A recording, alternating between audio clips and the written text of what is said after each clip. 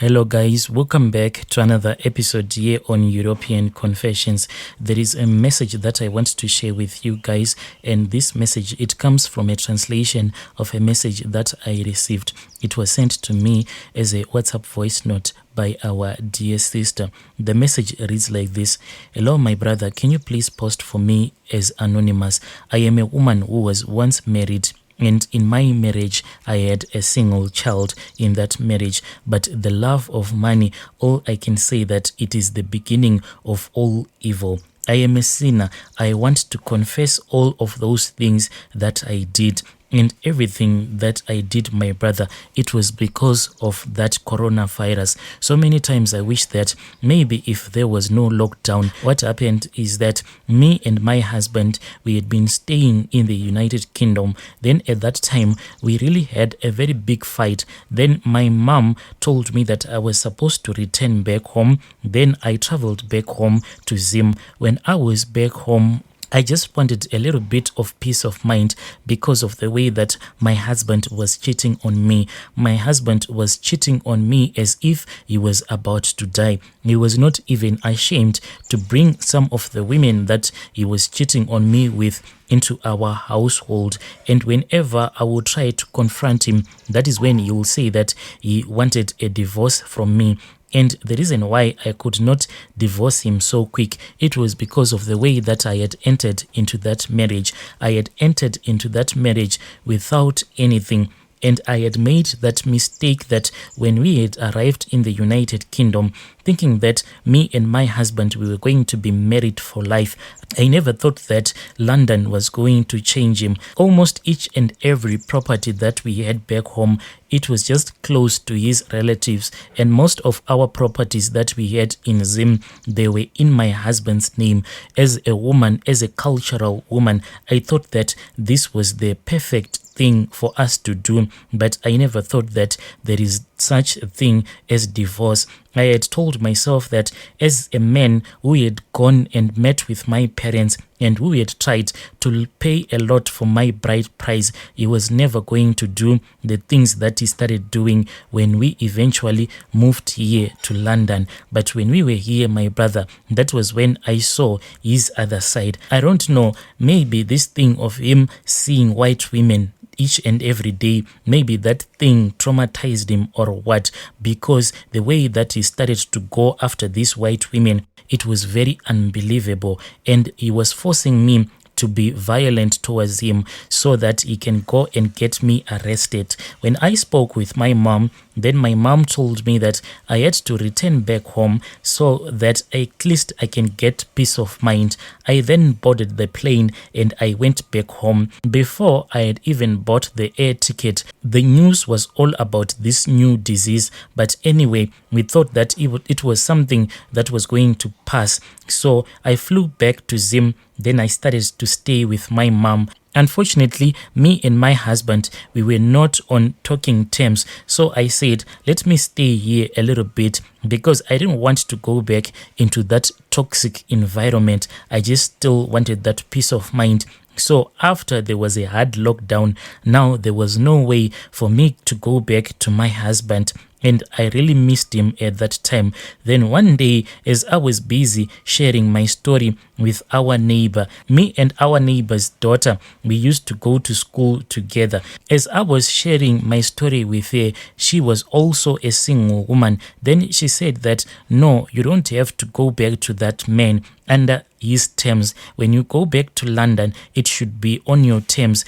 Try at least to take care of yourself and your child, because as a cultural woman, I didn't believe in that thing of a woman working. A husband was the one who was supposed to be the sole provider, and I should be the one to give him children and to take care of him. So that lady that I was talking with, she then encouraged me to try to find other means of taking care of myself. At that time, I was really heartbroken. When she gave me her own testimony, I cried because she was a woman who was a victim of rape and abuse. She had been assaulted. All of these things not by a stranger, but her own husband was the one who had inflicted all of this pain on her.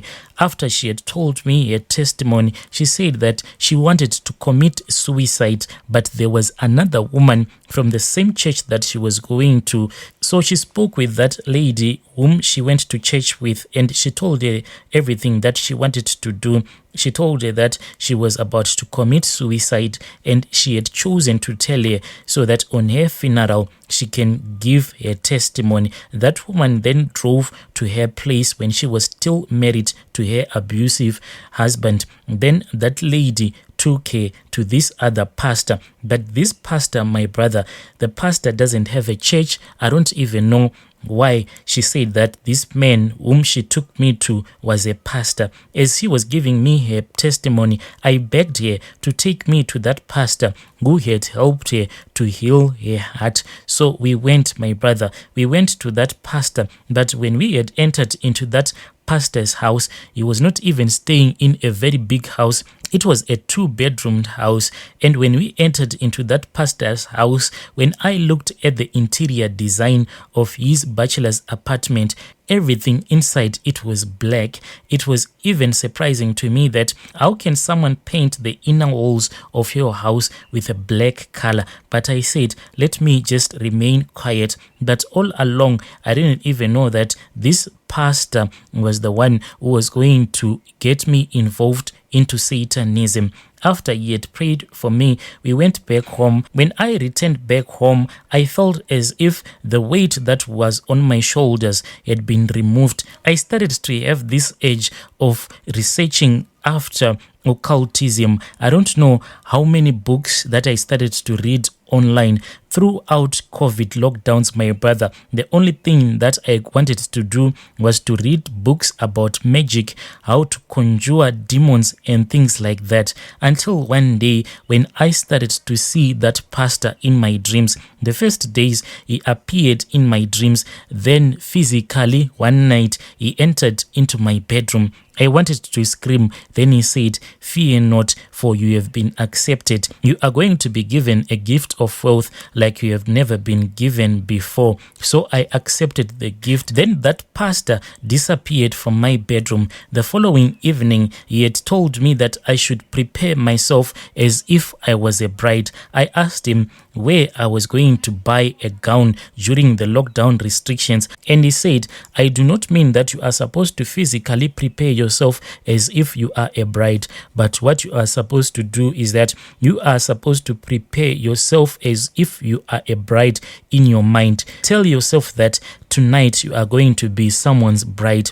Throughout the day, I kept on saying that tonight I am going to be someone's bride. Tonight I am going to be someone's bride, so that the words that I was speaking to myself can manifest, so that the words that I was telling myself can manifest themselves. When the evening came, that pastor walked into my bedroom physically. Then he told me that he wanted to sleep with me. And after sleeping with me, he said that you are going to conceive, but after 4 days, you are going to give birth here in your bedroom. And when you give birth, I'll be here with you. This was quite strange to me. How can a woman conceive, then after 4 days give birth? But my brother, after me and that pastor had slept together, when he disappeared, I started to feel some movements in my womb. Then I knew that I was pregnant. For 4 days, my brother, I was pregnant. Then on the 4th day, when the evening came, that pastor walked into that bedroom. Then he had some lady nurses that he walked with into my bedroom. They told me on what I was supposed to do, act as if I wanted to give birth. Then I started to push. I pushed, my brother, and it was not even painful. Then a baby fell out of my womb.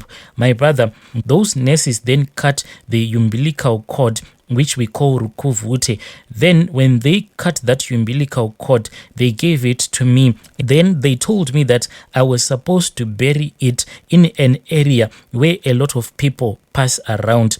So for several days before that umbilical cord could go bad, I used to walk around the nearby bushes just looking for a path where a lot of people walk around. After I had found a well-walked path, then as I had been instructed by those two nurses, I then dug right next to the path, but in an area where no one could notice that someone had dug a hole. After digging the hole, I then buried that umbilical cord. As for that baby that I had delivered, that pastor just took it and he never showed me the baby. I am not even sure if it was a human baby or if it was just a spirit baby. When all of those rituals were done, that pastor told me that I was supposed to continue with my life until one day he will appear to me. Then he will tell me what I was supposed to do.